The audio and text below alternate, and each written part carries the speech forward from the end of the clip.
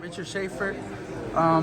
Just talk to us about this card coming together, and a lot of people mixed opinions and takes on Marv Nation winning the purse bid. Just what did you think initially when you found out who won the purse bid, and how do you see things progressing in terms of the fight being put together and coming together? I was actually very happy when I saw the results of the purse bid, because when somebody else enters the space, boxing, I think that's good news for the sport. So we need to bring other people in who want to promote, who want to make a difference. Marv Nation has done a tremendous job here domestically. I'm very familiar with them. My son Alex, who works with me, is very familiar with them. He went to numerous of their shows. He told me that they're fun, they're exciting, he knows how to promote. And with Legends, he has somebody who knows how to produce. And so I think it's a great matchup. They believe in the fight. I believe in the fight. So I think this is terrific. And ultimately, with that purse bid, the ones who are going to win is the fighters, but the ones who are going to win as well are the fight fans, because they call it Battle of the Best, which is a good name. I think what it really is, it's Fight of the Year. And I'm not saying Fight of the Year candidate, I'm saying Fight of the Year. And I'm convinced and I'm sure about it, and I've never publicly stated that about any of the fights, but I really believe this is the Fight of the Year. And so you don't want to miss it. I think this is a great weekend as well. I have actually some experience promoting on that weekend. I've done Marquez fights, Barrera fights on that weekend from Vegas. So it's a great weekend. People are at home. They sort of like have a turkey hangover, and they're ready to buy that pay-per-view. And I know that they're going to be pricing the pay-per-view very attractively. For those who are in LA, the tickets are going to be priced very attractively. So it really is a perfect Thanksgiving gift for the fight fans.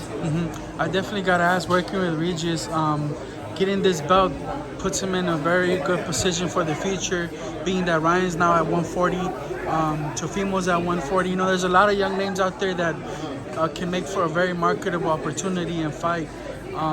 Just tell us about the future for Regis with the win over Jose Zepeda. I mean, it's one of the most loaded divisions. It's one of the most exciting divisions, and every division has a king.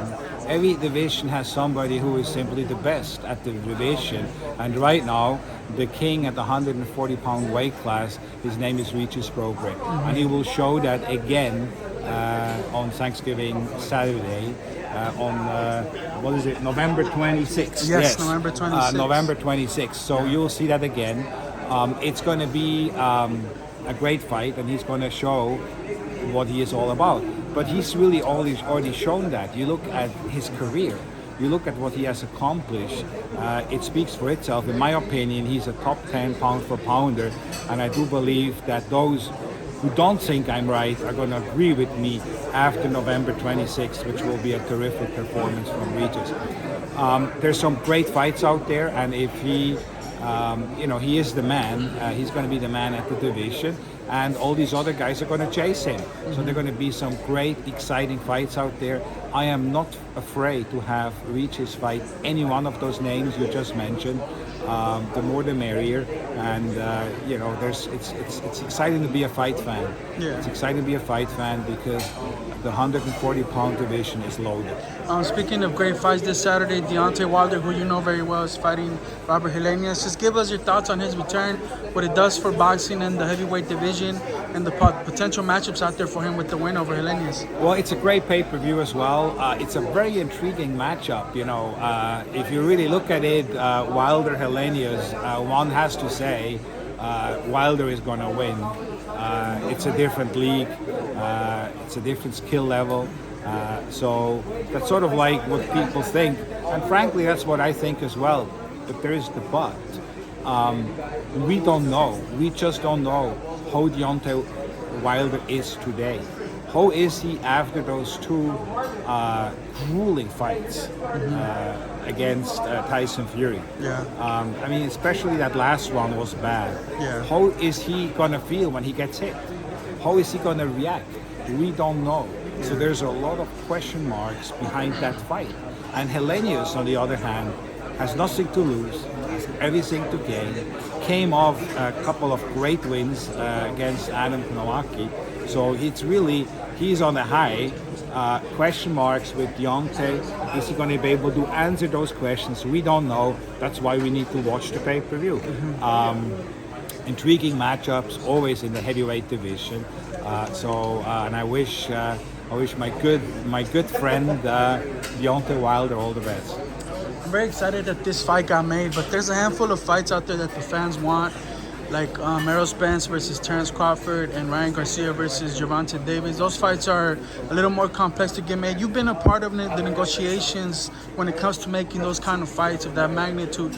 Just can you share with the fans any kind of insight on just what do you think goes on with those negotiations, and for them kind of maybe losing their patience a little bit on the fights? In my opinion, this fight here, Zepeda versus Regis Prograis, is one of the 5 fights fight fans want to watch, and which really transcends the sport as well. This is the only one, by the way, which is made. And so let's enjoy it, because this is from those 5, that's the one which is made. The other 4 are not made. The other 4 I'm talking about is Tyson Fury and Usyk. It's Tank Davis and Garcia. It's going to be eventually Canelo and Bivol. Or Canelo against Ramirez, whoever that is, and then of course Spence Crawford. Yes, exactly. So these 4 are not made, but this is sort of like the same level of matchup. So that's why you don't want to miss it, because we don't know if we ever going to see the other ones. I hope we do. But when you do put together these mega fights, these fights, as I just said, which transcend the sport. There's a lot of different levels of negotiations going on. It's not just anymore about the purse split or whose name comes first or who walks into the ring first. These become less important factor. There's one factor which really has become the main factor and single-handedly is responsible for some of those fights not happening. That's the different platforms. And I'm not necessarily talking about the different promoters. I'm talking about the different TV networks which have a vested interest in a particular fighter and which have invested a lot of money in those fighters. And now they want to do the biggest fight of that particular fighter's career, and now another network is going to do it. That doesn't seem to be fair, and it isn't. So now you need to bring the networks together, and you need to bring them on the same page, that they can both televise and distribute those fights. And that is often a very challenging thing to do. And so you take all of that into consideration. You take into consideration as well something which has always been the case. Promoters sort of like to promote within their own backyard and within their own playground, and they really don't like to share the playground. And that is something which has always been the case and still is the case. But in the past, it seemed like the network situation was less pronounced as it is today. But again, as a fight fan, first and foremost, I hope that we're going to see these other 4 fights as well. Cool. Thank you, Richard, for your time, and good luck November 26th.